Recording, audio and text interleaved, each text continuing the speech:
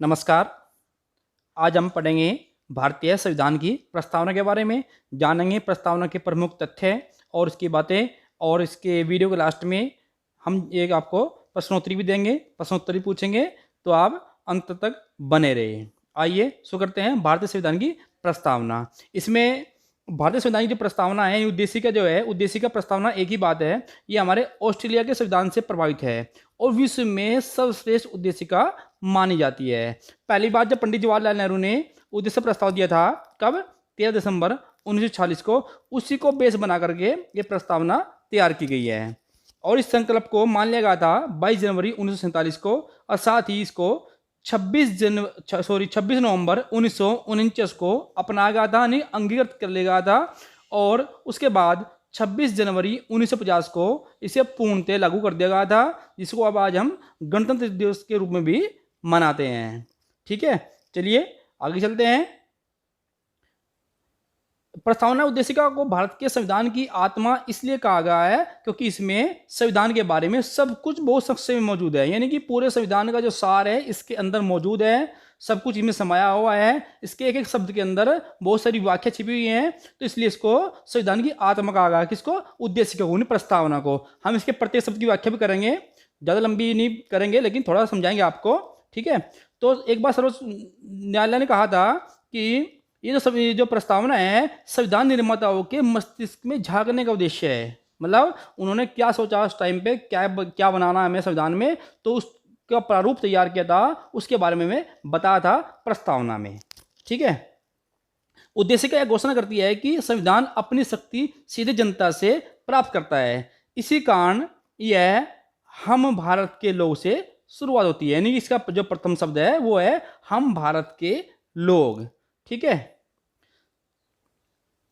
अब ये जो पंक्तियां हैं संविधान की पंक्तियां हैं, आप सबने पढ़ी भी होंगी। ठीक है, इसमें बहुत सारे शब्द हैं। पहला शब्द क्या है? हम भारत के लोग से शुरू होकर के, और ये प्रभुत्व संपन्न, समाजवादी, पंथ निरपेक्ष, लोकतंत्रात्मक, गणराज्य, इनके एक एक शब्द में बहुत बड़ी बड़ी व्याख्या छिपी हुई है। हल्का सा संक्षेप में हम बताएंगे इनके बारे में आगे आपको, इन शब्दों की व्याख्या भी करेंगे। ठीक है, और इसको तारीख 26 नवंबर 1949 मिति मार्क्सिस्ट शुक्ल सप्तमी संवत 2006 विक्रमी को इतर द्वारा इस संविधान को अंगीकृत व अधिनियमित किया जाता है। कब किया था इसको अंगीकृत? 26 नवंबर 1949 को। ठीक है, ये हमारा प्रस्तावना है, पढ़ लीजिए आप इसको। ठीक है, जो उद्देश्य का मौजूद शब्द हैं, जो इसमें बहुत ही सार्थक शब्द प्रयोग किए गए हैं, उनके अर्थ हैं, जैसे कि पहले शुरुआत में क्या बोलते हैं हम भारत के लोग। क्या है? हम भारत के लोग इस बात पर जोर देता है कि संविधान भारतीय लोगों द्वारा उनके लिए निर्मित है। किसके द्वारा? भारतीय लोगों के द्वारा, और भारत के लिए, उनके लिए ही निर्मित किया गया है, और किसी भी बाहरी शक्ति द्वारा यह संविधान हमें नहीं सौंपा गया, यानी हमने बनाया है और हमारे द्वारा ही बनाया गया है, हमारे लिए ही बनाया गया है। इसका मतलब है हम भारत के लोग। ठीक है, नेक्स्ट बड़ी समात है प्रभुत्व संपन्न। इसका मतलब है शक्तिशाली। हमारा संविधान संप्रभुता की अवधारणा पर भी जोर देता है। इसके बारे में महान पॉलिटिकल दार्शनिक विचारक रूसो ने भी हमें बताया है क्या कि प्रभुत्व संपन्न होने का अर्थ है सभी शक्ति लोगों से निकलती है, और भारत की राजनीति प्रणाली लोगों के प्रति जवाबदेह और जिम्मेदार होगी। यानी कि जो भी हमारी जो पॉलिटिकल जो सिस्टम है वो हमारा जिम्मेदारी लेगा, जवाबदेही उसकी होगी। ठीक है ना, इसका अर्थ हुआ प्रभुत्व संपन्न, यानी शक्तिशाली लोगों से संबंध है प्रभुत्व संपन्न का। नेक्स्ट वर्ड है इसका समाजवादी। समाजवादी शब्द जो है शुरुआत में नहीं था, लेकिन इसको बाद में जोड़ा गया है। वर्ष 1976 में जो 42वां संविधान संशोधन हुआ था, उसमें इस शब्द को हमारी प्रस्तावना में, इस संविधान की प्रस्तावना में जोड़ा गया था। जैसे कि एक सुप्रीम कोर्ट की संविधान पीठ ने समाजवाद को इस प्रकार समझा था कि राष्ट्र संविधान में मौजूद मौलिक अधिकारों और राज्य के नीति निर्देशक तत्व के सिद्धांतों के आपसी समन्वय के द्वारा अपने लोगों को सामाजिक आर्थिक न्याय दिलाने का प्रयास करता है। कौन सा? समाजवादी शब्द है, यानी कि इसको शामिल किया गया था सामाजिक व आर्थिक न्याय दिलाने के लिए। नेक्स्ट वर्ड देखते हैं पंथ निरपेक्ष। ये भी एक महत्वपूर्ण शब्द है हमारी प्रस्तावना का। इसके बाद ध्यान से वीडियो देखते रहिए, और लास्ट में आकर के आपसे हम जो है प्रश्न भी पूछेंगे। ठीक है, और बाकी आप जो है समझदार हैं, इसको हम जो है ज़्यादा लंबी वीडियो नहीं खींचेंगे, थोड़ा संक्षेप में समझाएंगे आपको, जिससे आप ध्यान से समझ जाए। पंथ निरपेक्ष उद्देशिका में पंथ निरपेक्षता की परिकल्पना जिस प्रकार से की गई है उसका अर्थ है राज्य का अपना कोई धर्म नहीं होगा, यानी कि ये कोई धार्मिक राज्य नहीं होगा, किसी एक धर्म पर चलने वाला राज्य नहीं होगा। सभी व्यक्ति समान रूप से अपने विवेक की स्वतंत्रता के हकदार होंगे, यानी कि वे अपनी पसंद के धर्म को अपनाने, उसका अभ्यास करने और उसका प्रचार करने के लिए स्वतंत्र रूप से अधिकार प्राप्त करेंगे। यानी पंथ निरपेक्ष का मतलब है कोई यह देश कोई धार्मिक नहीं होगा, हर व्यक्ति को आज़ादी होगी कि वह अपनी मर्जी से कोई भी धर्म अपना सकता है और उसका प्रचार प्रसार भी कर सकता है, वह उसका ऐसा ही अधिकार उसको प्राप्त होगा। ये मतलब है पंथ निरपेक्ष का। ये सभी शब्द है हमारे प्रस्तावना से लिए गए हैं, उनकी हम व्याख्या कर रहे हैं इस बारे में।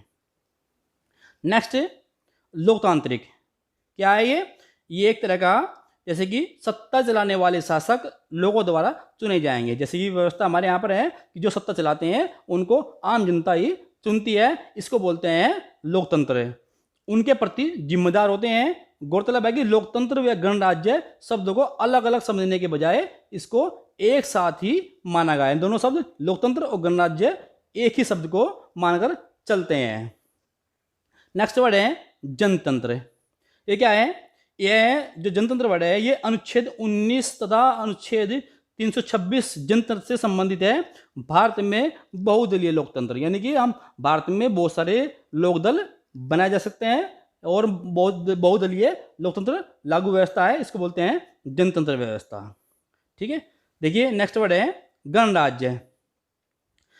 एक राजतंत्र के विपरीत जिसे राज्य के प्रमुख को वंशानुगत आधार पर अपने जीवन भर के लिए सत्ता चलाने हेतु नियुक्त किया जाता है। एक लोकतंत्रात्मक गणराज्य एक ऐसी इकाई है जिसमें राज्य का प्रमुख प्रत्यक्ष या अप्रत्यक्ष रूप से एक निश्चित कार्यकाल के लिए ही निर्वाचित होता है। यानी कि अगर वंशागत नहीं है, यहाँ पे सिर्फ जो है एक सीमा होती है 5 साल के लिए कि तब तक ही कोई शासक रह सकता है, उसे फिर से दोबारा चुनाव से गुजरना होगा। इसे बोलते हैं गणराज्य। भारत के राष्ट्रपति का चुनाव एक निर्वाचन मंडल द्वारा 5 वर्ष के लिए किया जाता है। भारत के राष्ट्रपति पद वंशानुगत नहीं है। भारत का प्रत्येक नागरिक देश का राष्ट्रपति बनने की योग्यता रखता है। कोई भी आवेदन कर सकता है, कोई भी व्यक्ति चुनाव का अधिकार लड़ने का रखता है। इसे बोलते हैं गणराज्य।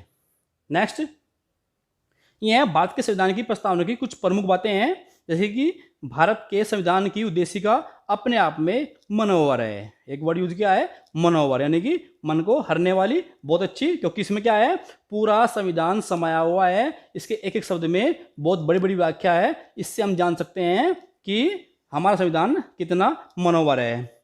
यह कुछ हद तक अन्य देशों के संविधान की उद्देशिका से अलग है, क्योंकि इसमें ईश्वर, इतिहास या पहचान का कोई बोझ नहीं डाला गया है। किसी ईश्वर का, किसी इतिहास का कोई भी पहचान इसमें नहीं डाली गई है। सिर्फ एक कार्य प्रणाली के लिए तैयार किया गया संविधान है।